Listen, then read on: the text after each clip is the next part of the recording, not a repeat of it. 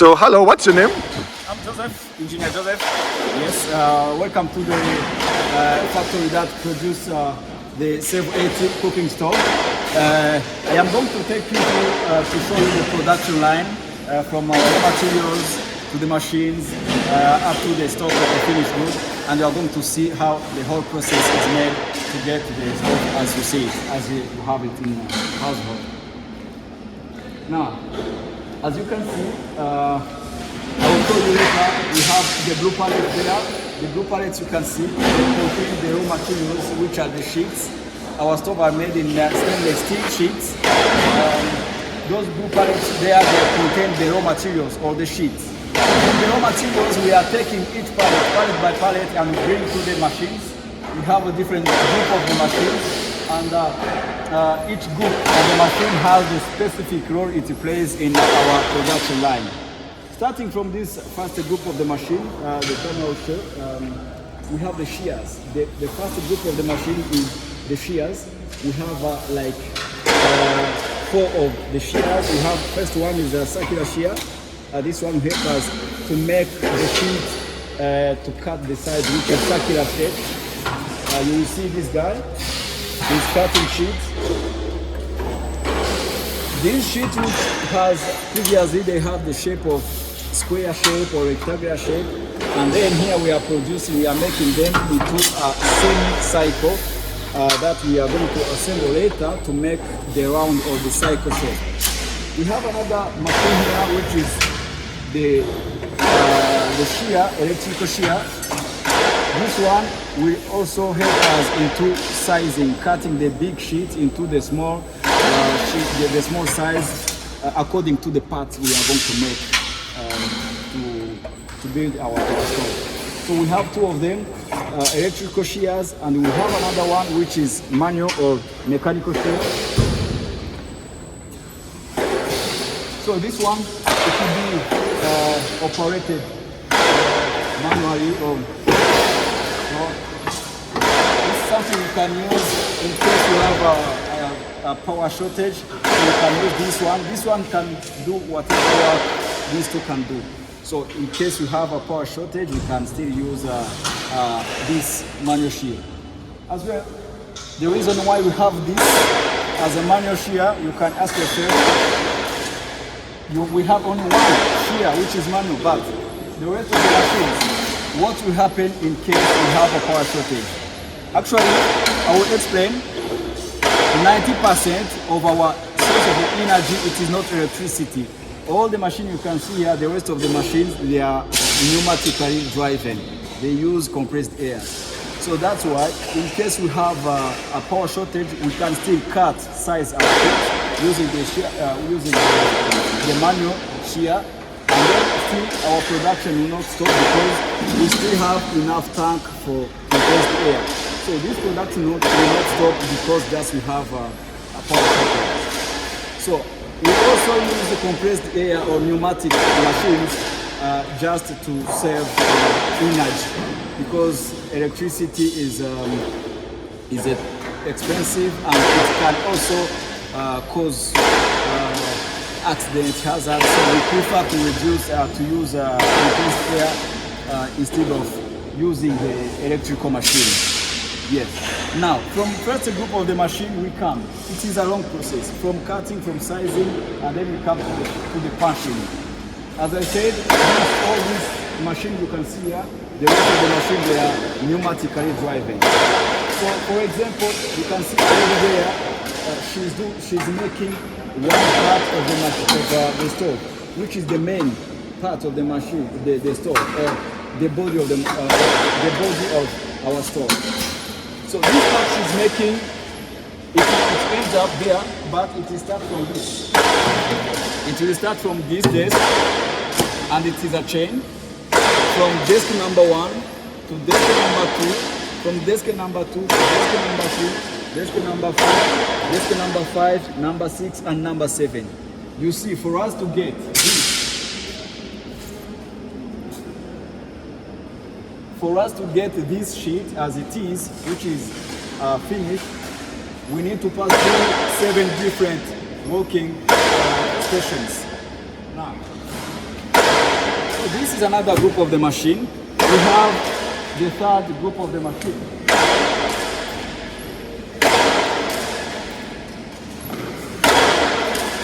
We have also this group made by four different working stations or four different punching desks. Also, we have parts that are made from this group of the machine. The part will start there, come to this second machine, third machine, and it will end up there on the fourth. So this fourth is also a shear. This guy here is also a shear, different from the shears we saw before, because the other shears they are electrical shears and mechanical. This one is pneumatic. As you can see, the system it takes the air from our piping system. This one is also pneumatically driven. This one will help us into converting a square shape into a hexagonal shape with 6 equal sides. Now, from this group of the machine also we have the last group of the machine for punching as well, because we still have other machines there.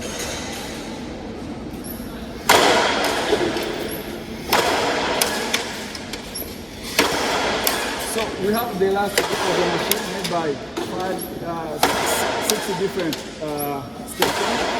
So the first three machines are for one part, and the three other group of the machine are for the other part. As we have seen, our work consists of chain process. It will come from desk number 1, desk number 2, and desk number 3. So this is all about the punching, the group of punching machines. And after punching consists of making the holes in our parts. Holes they have to have different purpose on our stove. Some for assembling, some for the air intake, and so on. So from the punching, from putting all the holes, we come to the, we can say this is the assembling, where we are bending the parts according to assembling process. So we need to have this part of the heat chamber, which is flat, and we are going to bring it to the shape of the box. And after assembling, I will later show you how it will look from the assembling. Yes. So we have 3 different machines. Each machine has the specific angle it has. We have the angle of 90 degrees, we have the angle of 80 degrees, and we have the angle of 120 according to the assembly. So from here we can make all the angles that will help us making the box. Let's continue.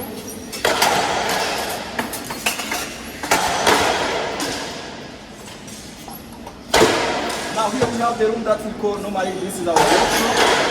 So the kitchen we can prepare a lot of things here. We can in this room we can make some spare parts of the machines. Some we are importing, but some we can make ourselves. We have this little machine which is multi-purpose, which can help us making in machining process. We have this stationary. We have bench visors. We have everything, and in the next room I'm going to show also the other tools and the other tools that we use for making different parts, different spare parts of our machines. So from this room we are sure that we can make different parts, spare parts of our machine, and as well we can design and make new machines or new parts of the machine from this room. Now the second room here we have this next room here is our storage. Actually, from this part we have different. We have all the spare parts. We have the blades for shears. We have the pneumatic cylinders.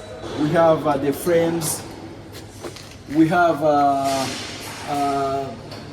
the servicing unities for the compressed air. We have all different spare parts of our machines, the punching machine and the shears. On the other side here, we have our tools. You can see we have a welding machine, you have a grinder, there are so many, but this part is only for tools. And you can see up there, those are prototypes of the stove that we made when we started production. Those are different prototypes.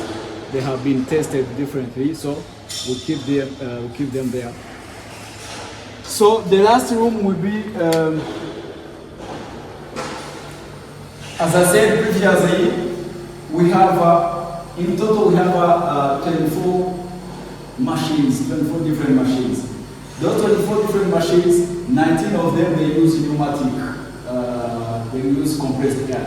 So that's why above 80% of the power we use is compressed air. So this is the room of our compressor. We have two compressors. We have the screw rotating compressor, which is the main compressor, and we have the backup compressor, which is the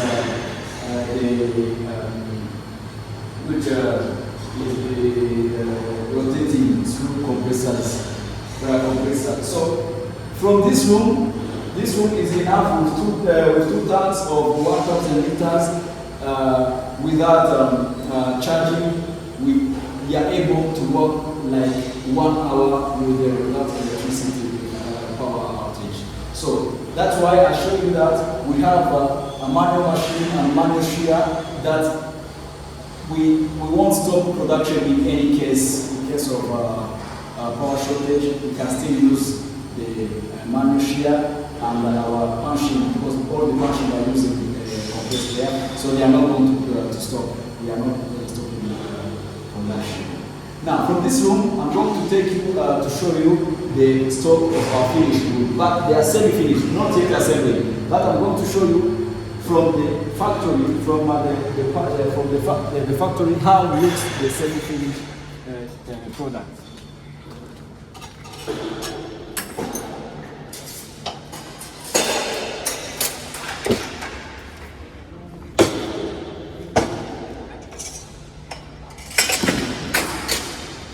Now, these are the parts making the stove. Actually, we start from here. This is the body or the housing of the stove. And here we have the other parts. This one will be the skirt that we're going to surrounding the cooking pot. And we have another part here. This is part 1, 2, and this is 3. We come. This is another one. This is another one. This is different to this because we have a big hole inside here. This one we don't have hole. Actually, this will be the bottom plate when the ash will be collected, because it is our product is a clean cooking, so we don't want ash to fall in a way. We are doing our cooking, so all the ash will be collected on this plate on the bottom of the product of the stove. So also this is another part not yet assembled, but after assembling it is going to make a cycle or a ring. This ring we use that serves as carrying the pot. Now let me show you also our parts. They are already bent, they are ready for assembling. From there they are not yet done, but from here I can say that they are done.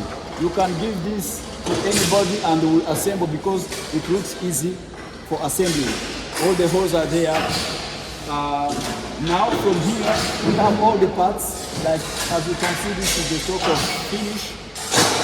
Here we have around 2,000 complete stock. So this will be the frame or the housing, the body. This will be the start. This will be the fire tube.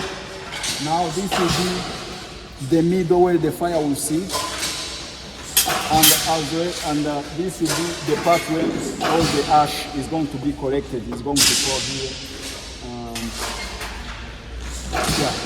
Briefly, this is the process, our production line, starting from raw materials. Maybe when I was talking about raw materials, I was far from it, but you can see here, starting from raw materials, shears, crunching, bending, and